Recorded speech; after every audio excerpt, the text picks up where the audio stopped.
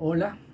en esta ocasión vengo a hablar de la novela corta Aura del escritor mexicano Carlos Fuentes, uno de los grandes escritores del siglo XX en México y en América Latina, parte fundamental del boom de la literatura latinoamericana junto con Gabriel García Márquez, Mario Vargas Llosa y Julio Cortázar, entre otros escritores. Renovó la literatura latinoamericana y en español con sus técnicas novedosas e interesantes y también incursionó en el género fantástico. Ahora es una novela publicada en 1962, parte de un libro que se llama Cuerpos y Ofrendas, colección de relatos, pero que muchas veces, debido a que es una de las obras más emblemáticas del escritor, ha sido publicada en formato independiente, como el ejemplar que aquí tengo en la mano. Entonces hablaré brevemente de su trama y de sus características para interesar a los lectores en su lectura. Aura es una novela corta que trata la historia de Felipe Montero, un joven historiador mexicano que ha estudiado en París, ha regresado a la Ciudad de México, pero no consigue un buen trabajo. Tiene trabajos ocasionales como profesor de escuelas, de colegios, haciendo traducciones. No tiene una buena fuente de ingresos, malvive, y un día leyendo en un café el periódico descubre un anuncio en donde se solicita a una persona que tenga una buena formación en francés, de conocimiento del idioma, para realizar una serie de tareas que consisten en revisar unos manuscritos. Se presenta al domicilio, a la casa en el centro de Ciudad de México, en el que se señala que debe ser la cita, y allí conoce a la dueña de esa antigua casa en una zona de Ciudad de México que antes era muy colonial, muy señorial, prestigiosa, pero que ha ido decayendo. Esa señora es una anciana llamada Consuelo, que fue esposa de un general mexicano, Llorente, que estuvo exiliado en Francia en el siglo XIX, que participó en las gestas de la guerra que sostuvieron los mexicanos contra los franceses durante la invasión napoleónica del siglo XIX. Y Felipe Montero decide quedarse en la casa porque le pagan muy bien, y junto a la señora Consuelo vive otra persona que es la sobrina de esta, una mujer joven llamada Aura,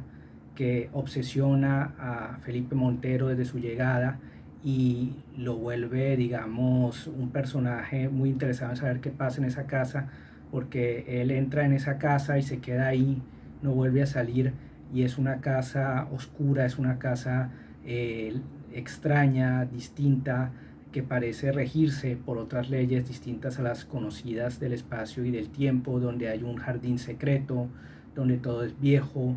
donde solo viven esas dos mujeres, esa anciana que no sabe exactamente qué edad tiene, y su sobrina Aura, que es la que da título a la novela y con quien va a iniciar una relación que tendrá un giro sorprendente en la novela. Esta es una novela que tiene varias características. Una de ellas es que está narrada en segunda persona del singular, tú. Es notable cómo empieza la novela y cómo va a seguir ese tono. Lees ese anuncio. Una oferta de esa naturaleza no se hace todos los días. Lees y relees el aviso. Parece dirigido a ti, a nadie más. Es una forma de narrar muy particular, muy poco utilizada, muy experimental, muy propia del siglo XX. Vargas Llosa dice que este es uno de los ejemplos claros, junto a otras novelas, de ese uso de ese tú, en vez de utilizar la primera persona o la tercera persona, que son las más comunes y utilizadas en las narraciones literarias, es decir, un narrador en primera persona que narra lo que le acontece, o un narrador en tercera persona externo a la historia que narra esa historia. Y bueno, hay una serie de características y estrategias. En cambio, este narrador en tercera persona, en segunda persona, el singular digo, puede ser dos cosas: o un narrador en tercera persona disfrazado, o también el mismo narrador en primera persona también disfrazado, que por una serie de motivos, no sabemos cuáles, ha decidido disfrazarse y utilizar esa segunda persona del singular, que tiene esas características, que narra no en el pasado, sino en algunas excepciones en el presente, que va narrando ese presente también, muchas veces adentrándose en el futuro. Verás a tal persona hacer esto, luego harás lo otro, etcétera. Entonces eso ya marca un estilo interesante. También es una novela que tiene mucha influencia gótica porque ocurre, como ya dije, en el escenario de una casa sombría, de una casa decadente, aislada de la civilización, que también puede recordar un poco a otros escritores latinoamericanos, por ejemplo, Sábato en Soberbios y Tumbas, La decadencia de la familia Olmos, también un poco Cien en soledad, El final de los Buen Día de Gabriel García Márquez, y ocurren una serie de sucesos extraños y misteriosos. Aparece el tema del doble, aparece el tema de la brujería. No conviene mucho entrar en esos detalles para no arruinar la trama, pero entonces a través de esos elementos vamos viendo cómo se desarrolla una atmósfera poética pero también inquietante, extraña, en donde como tenemos además ese narrador tan poco confiable que es una voz en segunda persona que, como ya lo dije, no sabemos, aquí parece pertenecer sobre todo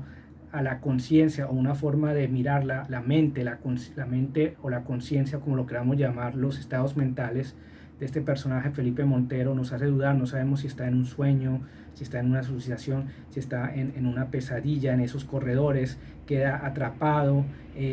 queda a merced de esas dos mujeres, y eso va a generar una serie de circunstancias muy interesantes en donde lo fantástico irrumpe, pero con esas características propias de Fuentes, con sus altas dosis de erudición, porque habla de la imaginería católica, habla de la historia de México un poco, habla de botánica, habla de una serie de detalles con un lenguaje muy rico, muy sugerente, que muchas veces toca lo poético y enriquece notablemente la novela. Entonces, si están interesados, lean Aura, que es una obra interesante, corta, son unas 70 páginas, 60 páginas, es más que una novela corta, un cuento largo, que se lee de un tirón y de una manera muy agradable, en donde se pueden ver esos temas de lo fantástico, el otro, la ruptura de la realidad por medio de leyes que transgreden esa realidad, la relación un poco de lo mexicano con la muerte, porque también ese ingreso de ese personaje es un ingreso a un mundo de la muerte, de los muertos, como se verá, todo eso magistralmente escrito y descrito por Carlos Fuentes. Si esta reseña fue de su agrado e interés, roten este video entre personas interesadas en reseñas literarias, en libros. Suscríbanse a mi canal. Nos vemos hasta la próxima.